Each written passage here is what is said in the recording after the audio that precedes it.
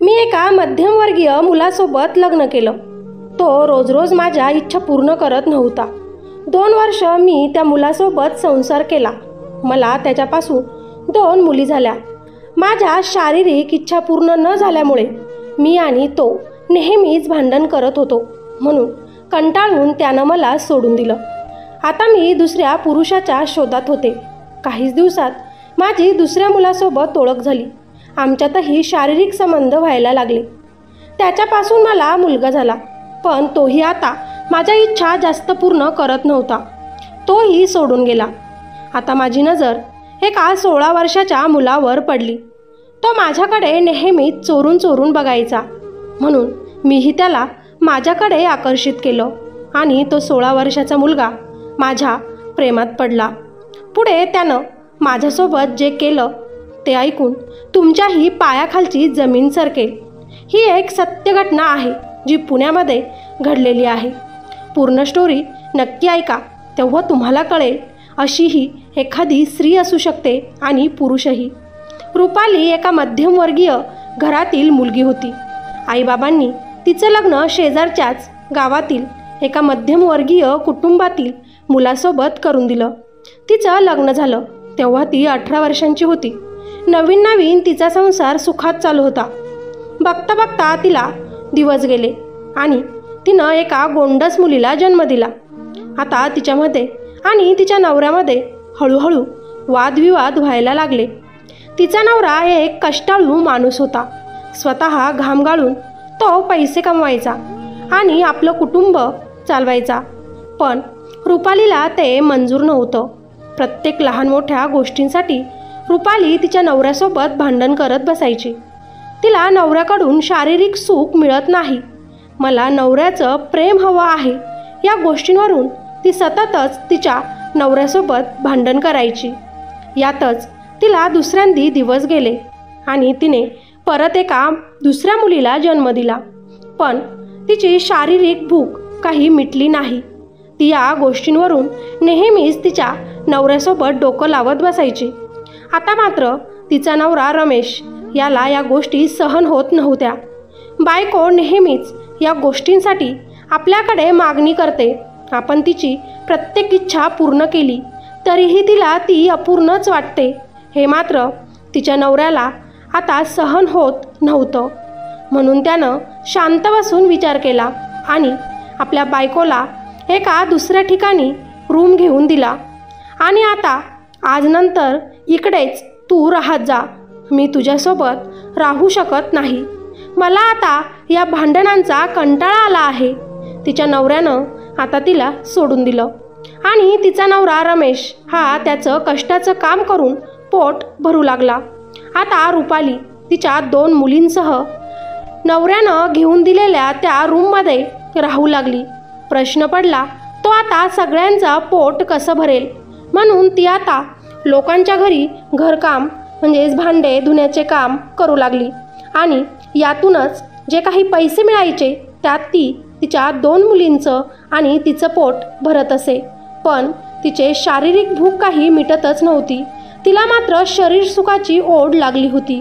ती घरकाम चांगलं करायची, त्याशिवाय दिसायलाही चांगली होती, सुंदर होती. म्हणून तिला बरेच कामं आता मिळाले होते, जे करता करता तिला कधीकधी दुपारचे 4ही वाजायचे. म्हणून आता तिनं आपल्या दोन्ही मुलींना आपल्या आईवडिलांच्या घरी सोडून दिलं होतं. आता रुपाली जेव्हाही घराच्या बाहेर पडत असे तेव्हा तिची नजर एखाद्या पुरुषाला शोधतच असायची, जो की तिला शारीरिक सुख देईल, तिची शरीराची भूक मिटवेल. आता तर आजूबाजूंच्या लोकांनाही माहिती झालं होतं की ती एकटी महिला तिथे राहते. ते बऱ्याच लोकांच्या नजरा तिच्यावर होत्या. त्यातच काम करता करता तिला एका तिच्यापेक्षा 2 वर्षांनी मोठा असणाऱ्या पुरुषाची ओळख झाली. हळूहळू आता त्यांची मैत्री झाली आणि आता मैत्रीचं रूपांतर प्रेमात झालं. रूमवरती एकटीच असायची म्हणून आता तिचा तो मित्र घरी येऊ लागला. आता घरामध्ये दोघेच असले म्हटल्यावर त्यांच्यामध्येही संबंध प्रस्थापित होऊ लागले. एकमेकांसोबत ते मनसोक्त जगून घेत होते. तिच्याही शरीराला ह्या गोष्टींची ओढ होती म्हणून ती त्याच्यासोबत खूप आनंदात ह्या सगळ्या गोष्टी करत असे. आता तर तो मित्र रात्री रात्री तिच्या घरी यायला लागला. तिच्यासोबत लपून छपून तो ह्या सगळ्या गोष्टी करू लागला. ती सुद्धा सकाळी काम करायला गेली की घाईघाई सगळे काम करून पटापट घरी यायला लागली. घरी आल्यावर तिचा मित्र अगोदरच घरात तिची वाट बघत असे. ती घरी आली बरोबर त्यांच्यामध्ये शारीरिक संबंध सुरू व्हायचे. रात्र त्यांच्या त्या गोष्टी चालूच राहायच्या. आता मात्र त्यांनी दोघांनीही विचार केला, असा लपून छपून का भेटायचं, आपण लग्न करून घेऊ. त्या मुलानं रुपालीला तिच्या 2 मुलींसोबत स्वीकारलं आणि तिनं त्याच्यासोबत लग्न केलं. आता रुपाली तिच्या 2 मुलींना तिच्या रूमवर घेऊन आली होती. तिचा मित्रही तिच्यासोबत एक नवरा म्हणून तिथेच राहायला लागला होता. आता आपण खूप खुश आहो असं तिला वाटायला लागलं. पण अजूनही ती शारीरिक गोष्टींसाठी त्याच्याकडे बळजबरीनं मागणी करायची. मला हे सगळं सुख जास्त हवं आहे असं म्हणायची. नियतीला दुसरंच काही मंजूर असावं म्हणून ती परत एकदा गरोदर राहिली. आता तिनं एका मुलाला जन्म दिला. आता रुपाली 3 मुलांची आई होती. जास्त वय नाही पण तरी 3 वर्षात 3 वेळा ती आई झाली. 21 वर्षांची रुपाली आता तिच्या दुसऱ्याही नवऱ्यासोबत या छोट्या मोठ्या गोष्टींवरून वाद घालू लागली. तिनं तिच्या मुलाला दुसऱ्या नवऱ्याचं नाव द्यायला सुद्धा नकार दिला. पहिल्याच नवऱ्याचं नाव तिनं तिच्या ह्या मुलालाही दिलं. पण तरीही तिचा हा दुसरा नवरा तिला एका शब्दानेही काहीच बोलला नाही. तो तिच्या सगळ्याच इच्छा पूर्ण करायचा. त्यानंतर तिच्या 2 मुलींसहित तिला स्वीकारलं होतं. तरीही रुपाली त्याच्याकडून खूप मोठ्या अपेक्षा करायची. तो कितीही थकून आलेला असायचा तरीही तिला त्याच्याकडून तिच्या गरजा पूर्ण करून घ्यायच्या असायच्या. तो नाही म्हटला तरीही बळजबरीनं ती त्याच्याकडून तिच्या इच्छा पूर्ण करून घ्यायची. आता हळूहळू त्या दोघांचेही भांडणं वाढत जायला लागले. दुसराही नवरा या सगळ्या गोष्टींना कंटाळला आणि रागातच तो तिला आणि त्या घराला सोडून निघून गेला. आता रुपाली पूर्ण एकटी पडली. काय करावं तिला कळेना. शरीराची भूक तर अजूनही मिटत नव्हती.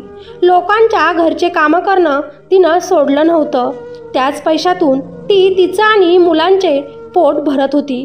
नवरा सोडून गेला. मुलांवर लक्ष कसं द्यायचं म्हणून तिनं परत एकदा आपल्या 2 मुलींना आणि मुलाला आपल्या आईवडिलांच्या घरी नेऊन सोडलं. रुपाली नेहमीच घरातून स्वतःचं आवरून निघायची. 21 वर्षांची नवऱ्यानं टाकलेली बाई होती ती. दिसायला सुंदर आकर्षित होती. पुरुषांच्या नजरा तिच्यावर नेहमीच असायच्या आणि तीही सगळ्यांकडे त्याच नजरेनं बघायची. जेणेकरून तिला आता कुणाची तरी परत एकदा गरज होती. तिच्या शरीराला पुरुषाचा स्पर्श हवाहवासा होता. तिच्या शरीराला या गोष्टींची जणू सवय झाली होती म्हणून ती नेहमीच पुरुषाच्या शोधात असायची. आता एका ठिकाणी ती काम करायला जायची. तिथं एक 16 वर्षांचा मुलगा नुकताच 10वी पास झालेला. स्त्री पुरुष शरीराची हळूहळू त्याला ओळख झालेली. त्याला स्त्रियांबद्दल आकर्षण होतच होतं. त्यातच रुपाली शेजारील घरी काम करायला यायची. त्याची नजरही नेहमीच तिला बघायची. तेजस हा वयाने लहान होता पण त्याला आता वाढत्या वयाबरोबरच स्त्रियांवरती आकर्षण व्हायला लागलं होतं. म्हणून आता तो हळूहळू रोजच रुपालीकडे चोरून चोरून बघायला लागला. ही गोष्ट रुपालीच्या सुद्धा लक्षात आली. तीही अशाच एका पुरुषाच्या शोधात होती. जरी तेजस लहान असला तरी तिच्या सगळ्या इच्छा आकांक्षा त्याच्याकडून पूर्ण होतील हे तिला समजलं. म्हणून आता तीही जेव्हा यायची तेव्हा त्याच्याकडे बघायची. त्याच्या नजरेला नजर भिडवायची. आजूबाजूला कोणी नाही बघून आपला साडीचा पदर खाली टाकायची. त्यामुळे तेजस मात्र तिच्याकडे हळूहळू झुकू लागला. हळूहळू तो तिच्यावर प्रेम करतोय असं त्याला भासू लागले. 16 वर्षाचा तेजस 22 वर्षाच्या 3 मुलांच्या आईच्या प्रेमात पडला. हे प्रेम नव्हतं तर एक आकर्षण होतं जे रुपालीनं एक खेळ खेळून त्याला आपल्या जाळ्यात अडकवलं होतं. आता तेजस हळूहळू रुपालीसोबत बोलू लागला आणि आता तो तिच्यासोबत तिच्या घरीही जायला लागला. घरामध्ये कुणी नसल्यामुळे तिने त्या गोष्टीचा पूर्ण फायदा घेतला आणि तेजससमोर तिनं स्वतःला सोपवून दिलं. तेजसने पण या गोष्टीचा फायदा घेतला आणि तिच्यावर पूर्णपणे तो तुटून पडला. काही महिन्यांपासून या गोष्टी ती खूप मिस करत होती, ज्या तेजस करून आता पूर्ण होत होत्या. 16 वर्षांचा तेजस नकळत तिच्याकडे ओढला गेला. तिच्या शरीरासोबत तो खेळू लागला आणि तीही त्याच्याकडून परिपूर्ण शरीर सुख घेऊ लागली. तेजस आता मित्राकडे अभ्यासासाठी जायचं आहे म्हणून घरातून बाहेर पडायचा आणि रुपालीच्या घरी येऊन थांबायचा. तेजसचे आईवडील रुपालीला चांगलंच ओळखत होते. ती खूप चांगलं घरकाम करायची, त्याच्यामुळे चांगलीच ओळख तिची त्यांच्यासोबत होती. पण आपल्या लहान मुलासोबत ती काय काम करायची याची काहीही कल्पना तेजसच्या आईवडिलांना नव्हती. तेजस आता नेहमीच अभ्यासाच्या नावाखाली रुपालीच्या घरी जायचा आणि रात्र तिच्यासोबत ह्या सगळ्याच गोष्टी करायचा. त्याच्याही शरीराला तिच्या शरीराची सवय झाली होती. त्याच काळामध्ये कोरोनाचा काळ आला आणि नाईलाज असल्यामुळे रुपालीला आपल्या आईवडिलांच्या घरी जावं लागलं. आता तेजस आणि रुपाली एकमेकांपासून वेगळे झाले होते. 1 वर्ष असंच गेलं. कोरोना कमी झाला. 3 मुलांची जबाबदारी अंगावर असल्यामुळे रुपाली परत कामाच्या शोधात लागली आणि ती पुण्यामध्ये शिफ्ट झाली. पुण्यामध्ये चाकण येथे ती परत घरकाम करायला लागली.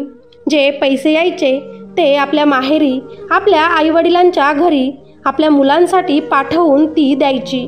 त्यातच तिची एका महिलेसोबत ओळख झाली. ती तिच्यासोबत असेच घरकाम करायची. रुपाली त्या महिलेकडे आणि तिच्या नवऱ्याकडे बघून स्वतःमध्ये काहीतरी कमी आहे असं समजायची. तिच्या शरीराची भूक अजूनही काही मिटलेली नव्हती आणि तिच्या त्या मैत्रिणीच्या नवऱ्याकडे बघून तिला तेजसची आठवण आली. म्हणून तिनं कॉन्टॅक्ट करून तेजससोबत बोलणं केलं. तेजसला फोन करून ती म्हणाली, तू माझ्याकडे चाकणला येऊन जा. तुला काहीही करायची गरज नाही. मी सगळं काही तुला पुरवेल. आपण दोघं लग्न करून घेऊ. तेजस लहान होता. त्याला काय केलं पाहिजे किंवा काय नाही हे माहिती नव्हतं. तेव्हा रुपालीच्या शरीराची त्याला सवय लागली होती. तो नकळतच तिच्याकडे आकर्षित व्हायचा.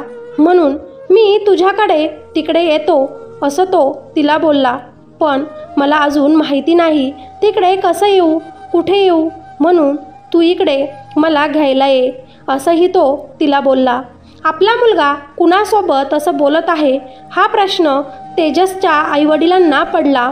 रुपाली जेव्हा तेजसला घेण्यासाठी आली तेव्हा तेजसच्या आईनं तिला खूप काही सुनावलं. तुला कळत नाही का?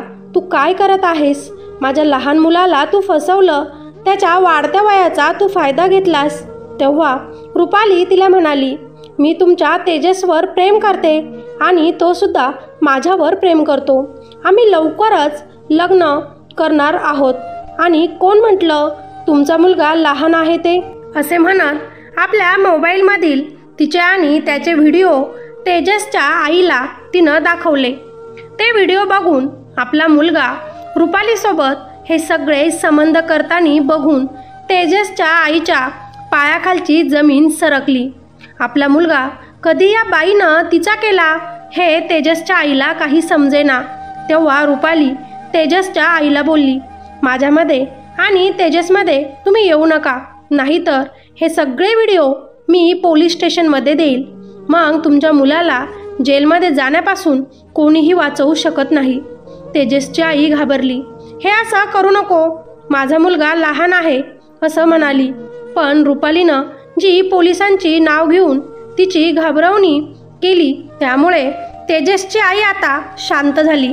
तेजस आता रुपालीसोबत चाकणला शिफ्ट झाला. परत पहिल्यासारखे ते दोघंही शरीर सुख घेऊ लागले. दोघांनाही एकमेकांच्या शरीराची सवय झाली होती. रात्र ती त्याच्या शरीरासोबत खेळत असे आणि तोही तिला पूर्ण शरीर सुख देत असे. असेच दिवस जात होते. तेजस फक्त घरातच असायचा. रुपाली बाहेरची सगळी कामं करून यायची आणि पैसा कमवायची. तेजसला ती कधीही बाहेरचे काहीच काम करू द्यायची नाही. तू घरातच राहत जा, तू काहीच काम करत जाऊ नकोस, तू फक्त माझी शरीराची भूक मिटवत जा. मी आल्यानंतर माझ्यासोबत या सगळ्या गोष्टी वारंवार करत जा, हीच तिची मागणी असायची. तेजस आता एका बंदिस्त पुरुष म्हणून घरात राहायला लागला. ज्या शरीराची त्याला अगोदर ओढ होती तीच आता त्याला नकोशी झाली होती. रुपाली पूर्ण त्याच्याकडून हे काम रोज दिवसातून 2 ते 3 वेळा करून घ्यायची. या गोष्टी आता तेजसला नकोशा झाल्या होत्या. पण रुपाली मात्र अजूनही आनंदी नव्हती. ती तेजसवर पूर्ण हक्क लावून बसली होती.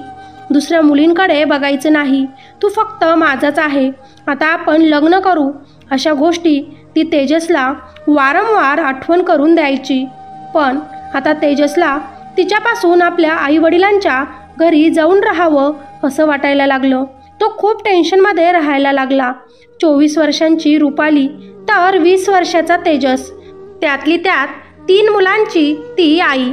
आपण तिच्यासोबत लग्न करायचं, तेही तिच्या इच्छेसाठी. तिला फक्त त्याच गोष्टी लागतात. ती आपल्यावर जबरदस्ती करते. तिला कितीही सुख दिलं तरी तिचं पोट भरत नाही. किती वेळा तिला तेच लागतं. हे मात्र आता तेजसला पटत नव्हतं. काहीही करून आता रुपाली पासून सुटका करून घ्यायची हे तो मनाशीच ठरवत असतो. रुपाली तेजसला कुणासोबत फोनवर बोलू द्यायची नाही. म्हणूनही तेजसला आता तिचा राग यायला लागला. एकेकाळी तिच्यावर प्रेम करणारा तेजस, तिच्या शरीरावर भाळणारा, तिच्याकडे आकर्षित होणारा तेजस हळूहळू तिच्यापासून आता दूर व्हायला लागला. शेजारील एका मुलाशी तेजसची ओळख झाली. दोघेही चांगले मित्र बनले. त्याचा मित्र नेहमीच तेजसला बोलायचा, तुझं तर खूप चांगलं आहे, लग्न झालेल्या स्त्रीसोबत तुला संबंध बनवायलाही मिळतात. किती छान नशीब आहे तुझं की तुला या गोष्टी किती लवकर मिळाल्यात. तेव्हा तेजस त्याची कहाणी त्याच्या मित्राला सांगतो. अरे बाबा, या सगळ्या गोष्टींना मी खूप कंटाळलो. 3 मुलांची आई आहे ती. तिचे अगोदर 2 लग्न झाले आहेत. माझ्याही सोबत तिला लग्न करायचं आहे. माझंही तिच्यावर खरंच प्रेम होतं. मी सुद्धा तिच्यासोबत लग्न केलं असतं. पण तिच्या शरीराची भूक कधी मिटतच नाही. इच्छा नसतानाही ती आपल्यावर बळजबरी करते. नको वाटत असतानाही आपल्याला तिच्यासोबत ते सगळंही करावंच लागतं. त्याशिवाय रोज रोज ह्याच गोष्टी रात्रीतून खूप वेळा तिच्या मन समाधानासाठी कराव्या लागतात. माझा जीव आता खूप कंटाळला. मला मदत कर तिच्यापासून बाजूला होण्यासाठी. नाही राहू शकणार मी अशा स्त्रीसोबत, जी स्त्री जातीला कलंक आहे. काहीही करून मला तिच्यापासून दूर कर, असा तेजस त्याच्या त्या नवीन मित्राला सांगतो. त्याचा मित्र लगेचच थोडासा वेळ मागतो. आता रुपाली तेजससोबत त्या मित्रालाही ओळखायला लागली होती. नेहमीच ती त्या दोघांनाही बाहेर घेऊन जायची. त्या दोघांवरही खर्च करायची. असंच एक दिवस तेजसचा मित्र तेजसला एका जागेबद्दल सांगतो. आपण रुपालीला तिथे घेऊन जाऊ. तिथे कोणीच नसतं आणि तिला कायमचं या जगातून देवाकडे पाठवून देऊ. म्हणजे तू या गोष्टींपासून नेहमीसाठी मुक्त होशील. तेजसलाही त्याचं म्हणणं पटलं आणि त्याच रात्री तो रुपालीला लग्नाबद्दल मागणी घालतो. रुपाली आता खूपच खुश होते. म्हणजे तेजस आपल्यावर खूप प्रेम करतो. आपल्यासोबत आता लग्न करेल आणि आयुष्यभर तो आता फक्त आपल्यालाच सोबत राहील. आपल्याला आता खूप छान कमी वयाचा नवरा मिळेल. तो कधीच काम वासनेनं थकणार नाही. आपल्या सगळ्या इच्छा आकांक्षा आता आयुष्यभर तेजसकडून पूर्ण होईल. या विचारात ती तेजसचं सगळं ऐकते. तेजस पण तिच्यासोबत खूपच प्रेमात वागतो, गोड गोड बोलतो. कारण त्याच्या डोक्यात खूप मोठा प्लॅन हा सुरू होता. ते आता लग्नाची तारीख पण काढतात. पण तेजस लगेचच रुपालीला बोलतो, मी तुझ्यासाठी एक मंगळसूत्र बनवलेलं आहे, जे खूप दिवसांपासून मी बनवलं होतं. पण आईला आणि बाबांना घाबरून मी ते एका ठिकाणी लपवून ठेवलं आहे. आपण ते घेऊन येऊ आणि नंतरच लग्न करू. रुपालीला त्याच्यावर विश्वासच बसत नाही. तुझ्याकडून हे कसं काय शक्य झालं? तुझ्याकडे इतका पैसा कुठून आला की तू मला सोन्याचं मंगळसूत्र माझ्यासाठी बनवलं? हा प्रश्न तिनं त्याला विचारला. मी मेहनत करूनच अगोदर पैसे कमावले होते, त्यातच तुझ्यासाठी छोटेसे मंगळसूत्र मी बनवले आहे. आता त्याच्या गोष्टीवर तिचा विश्वास पटला. आपण जाऊया आणि ते मंगळसूत्र इकडे घेऊन येऊ, असं ती त्याला बोलते. आता ते दुसऱ्या दिवशी त्याचा मित्र तेजस आणि ती अशी तिघंही मंगळसूत्र आणण्यासाठी गावाकडे निघतात. आता गावाच्या आधीच एक शहर होतं, तिथे ते थांबतात. मस्त हॉटेलमध्ये नाश्ता करतात, जेवण करतात. खूप वेळ ते तिथेच मजाक मस्ती करत असतात. तेजस तिला सांगतो की संध्याकाळी आपण त्या जंगलाच्या ठिकाणी जाऊयात. तेव्हा तिथे कोणीच नसतं. तेव्हा गुपचूपच ते मंगळसूत्र घेऊ आणि घरी निघून येऊ. पण तिथे खोदण्यासाठी आपल्याला चाकूसुद्धा घ्यावे लागेल. ती त्याच्या प्रेमामध्ये आणि शरीर सुखात इतकी काही आंधळी झाली होती की ती हाही विचार करू शकली नाही की खोदण्यासाठी चाकू का लागतो. तिथे तर खोदण्यासाठी काहीतरी कुदळी वगैरे लागत असेल ना. ती स्वतःचं त्याला चाकू घेऊन देते.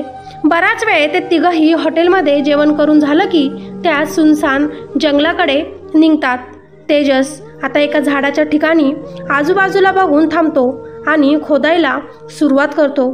तो नाटक करत आहे हे सुद्धा तेव्हा रुपालीच्या लक्षात येत नाही. तिथे आजूबाजूला कोणीच नाही. किती शांत जागा आहे बघून आता तेजस तिच्यावर वार करतो. आता मात्र रुपालीच्या सगळं काही लक्षात येतं. ती तेजसची विनवणी करू लागते. प्लीज मला मारू नकोस. तू हे काय करत आहेस? मला माहिती आहे मी तुला खूप त्रास दिला आहे. माझ्या शरीर सुखासाठी मी तुझा वापर केला आहे. तुझी इच्छा नसतानाही मी माझी इच्छा तुझ्यावर थोपली. पण प्लीज इथून पुढे मी असं काहीच करणार नाही. मला माफ कर. मला मारू नकोस. हवं तर तू माझ्यासोबत लग्नही करू नकोस. तुला तुझ्या आईवडिलांकडे निघून जायचं असेल तर तू तिकडे जा. मी काहीच बोलणार नाही. पण मला मारू नकोस. पण तेजसचा राग अनावर झाला होता. तिनं दिलेला त्रास त्याला आठवत होता. आईवडिलांसोबत तिनं बोलून न देणं त्याला खूप जास्त सतावत होतं. ह्या स्त्रीच्या नादी लागून आपलं शिक्षण पूर्णपणे वाया गेलं. आपल्याला जे काही करायचं होतं ते काहीच केलं नाही आणि तिच्या नादी लागलो. हा त्रास त्याला खूप जास्त होत होता आणि तो सगळा राग तो तिच्यावर काढत होता. आता मात्र ती कायमची त्याला सोडून देवाघरी गेली. त्याचा मित्र आणि तो लगबगीने तिचा मृतदेह तिथं पालापाचोळ्यामध्ये लपवून आपल्या आपल्या घरी निघून गेले. काही दिवसांनी पोलीस स्टेशनमध्ये एक व्यक्ती त्या जंगलातून आली आणि तिथे खूप घाण वास येतोय असं सांगून गेली. तेव्हा पोलिसांच्या शोधामध्ये तिचा पत्ता लागला. ती कुठली आहे ते कळालं आणि तिच्या फोनवरून शेवटचा फोन कुणाला गेलाय हे पोलिसांच्या लक्षात आलं आणि त्यांनी डायरेक्ट तेजसच्या मित्राच्या घरी आपली गाडी फिरवली. तेजसचा मित्र अगोदरच खूप घाबरला, पण त्या फोनवरून आपल्याला रुपालीने नाही तर तिच्या प्रियकराने फोन केल्याची त्यानं पोलिसांना कबुली दिली. प्रियकर कोण? आता तेजस त्याचं नाव पुढं आलं. पोलिसांनी त्याच्या मित्राला तेजसच्या घरी घेऊन गेलेत. आपला मित्र आणि पोलिसांना बघून तेजस घाबरला आणि तिथून पळण्याचा प्रयत्न करू लागला. पण पोलिसांनी त्याला पकडलं आणि सगळी काही सच्चाई होती ती तेजसने पोलिसांना खरी खरी सांगून दिली. तेजसचे आईवडील ते सगळं ऐकून घाबरले. आपला लहान मुलगा कसा लग्न झालेल्या त्या स्त्रीच्या नादी लागला आणि त्याच्याकडून हे वाईट कृत्य घडले हे विचार करूनच तेजसचे आईवडील मोठ्या धक्क्यातच गेले. आता तेजस आणि त्याचा मित्र त्यांनी रुपालीला मारल्याच्या गुन्ह्यामध्ये जेलमध्ये गेले.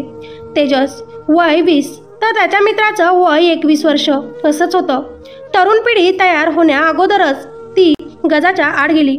जर तेजसने आपल्या अभ्यासावर लक्ष दिलं असतं तर कदाचित हे काहीच घडलं नसतं. त्याचं पूर्ण आयुष्य हे उद्ध्वस्त झालं. त्याच्याबरोबर त्याच्या मित्रानेही त्याला साथ दिली म्हणून त्याच्या मित्राचंही आयुष्य हे त्याच्यासोबत पणाला लागलं. रुपालीने सुद्धा आपल्या तिन्ही मुलांचा विचार केला नाही. तिला मात्र शरीर सुखाची इतकी ओढ लागली की तिनं त्या गोष्टी करण्यामध्ये स्वतःला गमावलं आणि आपल्या 3 मुलांना पोरकं केलं. आपल्या मुलांचा विचार करून तिने जर ह्या गोष्टी केल्या नसत्या तर आज तिची मुलं ही पोरकी झाली नसती, अनाथ झाली नसती. प्रमाणापेक्षा या गोष्टींची आशा तिने जर आपल्या नवऱ्याकडूनही केली नसती तर आज तिचे नवरे हे तिला सोडून दुसरीकडे कधीच गेले नसते. एक नाही तर 2 नवऱ्यांना तिनं ह्याच गोष्टींमुळे भांडणं करून गमावलं होतं. शेवटी काय झालं, तिलाही माती आड जावंच लागलं आणि तिच्यामुळं कमी वयांचे मुलं जे नवीन पिढीत पाय ठेवणार होते, आयुष्यात कदाचित काहीतरी करून दाखवणार होते, तेही वाया गेले फक्त आणि फक्त त्या स्त्रीमुळे. मित्र आणि मैत्रिणींनो, या गोष्टीचं तात्पर्य शरीर सुखाच्या गोष्टींमध्ये इतकंही आंधळ होऊ नका की स्वतःला तोंड दाखवू शकणार नाहीत. आपल्या मुलांकडे लक्ष द्या. आयुष्यात फक्त त्याच गोष्टी महत्त्वाच्या असतात असं नाही, त्या पलीकडेही एक जग असतं, ते नेहमी लक्षात घ्या. ते दुसरे जग म्हणजे आपले मुलं असतात. आपल्या शरीराची भूक भागवण्यासाठी आपण मात्र आपल्या मुलांचा बळी देतो, त्यांच्याकडे लक्ष देत नाही, त्यांना सोडून कुठेही कुणाच्याही मागे आपण निघून जातो. ही गोष्ट कितपत योग्य आहे? त्या निरागस मुलांना आपल्या आईवडिलांचे प्रेम ह्याच गोष्टींमुळे फक्त भेटत नाही आणि ते आईवडील असतानाही अनाथ म्हणून जगतात. चला तर मग तुम्हाला ही गोष्ट कशी वाटली? तुम्हाला काय वाटतं हे नक्कीच कमेंट करून आम्हाला कळवा. स्टोरी आवडली असेल तर लाईक करा आणि चॅनलवर नवीन असाल तर आपल्या ह्या चॅनलला सबस्क्राईब करायला अजिबातही विसरू नका, जेणेकरून जेव्हाही आपण नवीन स्टोरी टाकू सगळ्यात अगोदर नोटिफिकेशन तुम्हाला मिळेल. धन्यवाद.